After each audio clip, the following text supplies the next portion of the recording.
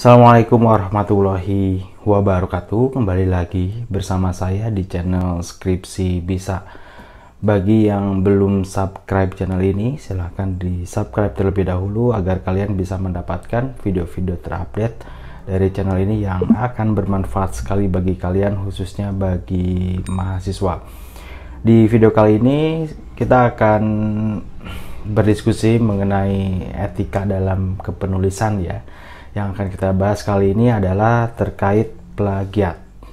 Nah, dalam penulisan karya ilmiah, entah itu skripsi, tesis, ataupun disertasi, tentu tidak akan terlepas dari namanya mengutip. Nah, jangan sampai kita tidak mengikuti kaidah-kaidah akademis dalam penulisan sehingga karya ilmiah kita atau tulisan kita ini terindikasi plagiat. Nah, untuk lebih mudah tulisan kita tidak terhindar plagiat, hal yang pertama adalah memahami apa itu plagiat. Kita akan bahas dulu dari mulai pengertian plagiat, kemudian ruang lingkup plagiat, serta tipe-tipe plagiat apa saja. Nah, setelah kita paham hal-hal tersebut, tentu kita harus menghindari hal-hal yang dibahas di dalam video ini. Nanti kita akan lanjut kepada video bagaimana tips menghindari plagiarisme di dalam penulisan skripsi ataupun tesis ya, atau yang kita sebut dengan karya ilmiah. Oke, sebelum lebih lanjut mengenai plagiat ini, kita akan simak dulu satu pengertian plagiat menurut Peraturan Menteri Pendidikan RI nomor 17 tahun 2020. Plagiat adalah perbuatan sengaja atau tidak sengaja dalam memperoleh atau mencoba memperoleh kredit atau nilai untuk suatu karya ilmiah dengan mengutip sebagian atau seluruh karya dan atau karya ilmiah pihak lain yang diakui sebagai karya ilmiahnya tanpa menyatakan sumber secara tepat dan memadai. Itu menurut Peraturan Menteri Pendidikan RI nomor 17 tahun 2020. Kemudian jika kita lihat dari Kamus Besar Bahasa Indonesia, plagiat adalah pengambilan karangan, pendapat dan sebagainya orang lain dan menjadikannya seolah-olah karangan atau pendapat sendiri. Itu menurut Kamus Besar Bahasa Indonesia. Oke, dari kedua pengertian tadi yang disampaikan, berikut ini merupakan beberapa yang kita bisa uraikan menjadi ruang lingkup plagiarisme. Ya, ada 6 ruang lingkup di sini. Yang pertama, ruang lingkup plagiarisme adalah mengutip kata-kata atau kalimat orang lain tanpa menggunakan tanda kutip dan tanpa menyebutkan identitas sumbernya. Ya, itu yang pertama. Kita mengutip kata-kata atau kalimat orang lain tanpa menggunakan tanda kutip. Nah, makanya di sini akan ada teknik kutipan langsung dan kutipan tidak langsung. Nanti kita bahas cara mengutip yang benar tanpa menyebutkan identitas sumbernya. Itu udah jelas ya, kita tidak menyebutkan sumber kutipan kita, itu dikatakan plagiat. Yang kedua, menggunakan gagasan, pandangan atau teori orang lain tanpa menyebutkan identitas sumbernya. Ya, lagi-lagi tanpa menyebutkan identitas sumbernya. Jadi selain kata-kata atau kalimat orang lain, yang kedua ini gagasan atau pandangan atau teori orang tanpa menyebutkan identitas sumbernya. Itu termasuk ruang lingkup plagiat. Yang ketiga, menggunakan fakta, data atau informasi ya milik orang lain.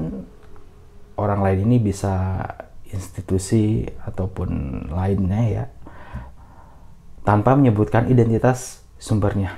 Ya. Jadi kalau kita menggunakan fakta, data, informasi, kita harus gunakan sumbernya.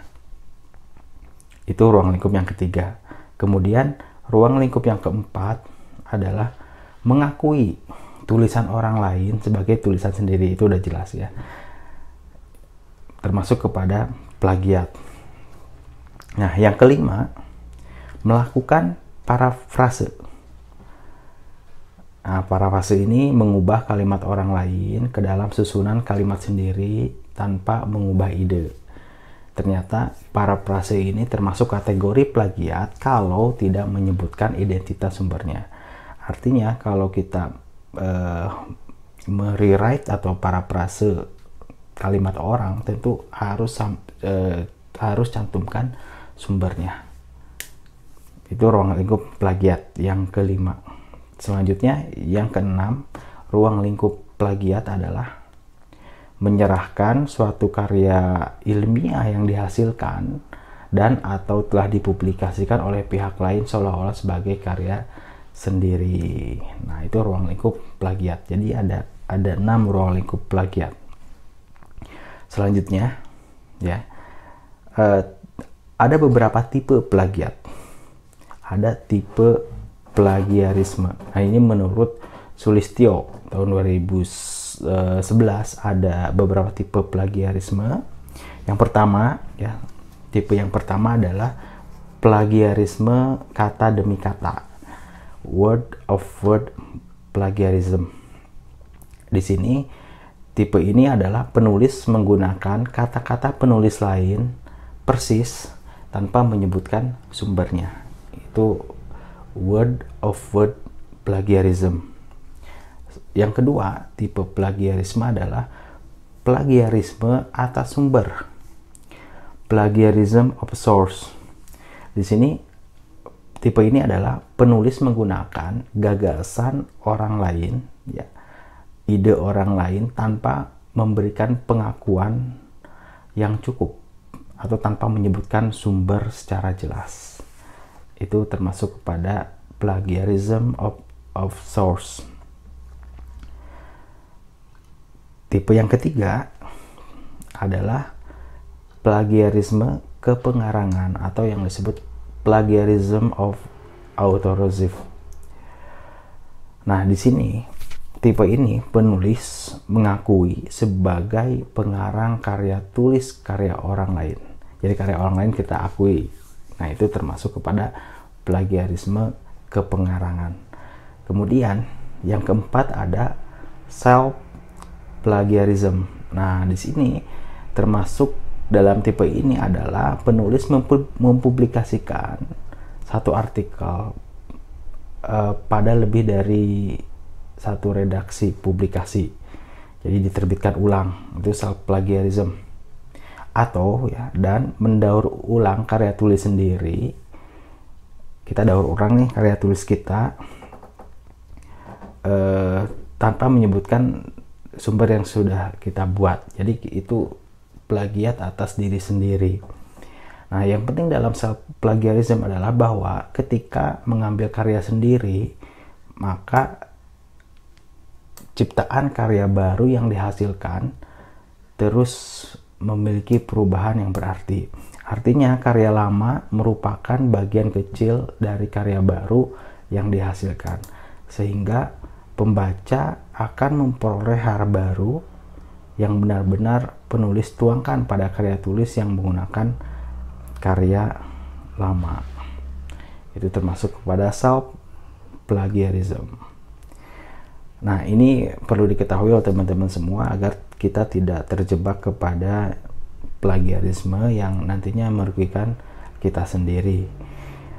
Oke, pada video selanjutnya kita akan bahas ya mengapa plagiarisme itu terjadi dan bagaimana cara kita untuk menghindari plagiarisme. Itu saja, mudah-mudahan bermanfaat. Terima kasih. Assalamualaikum warahmatullahi wabarakatuh.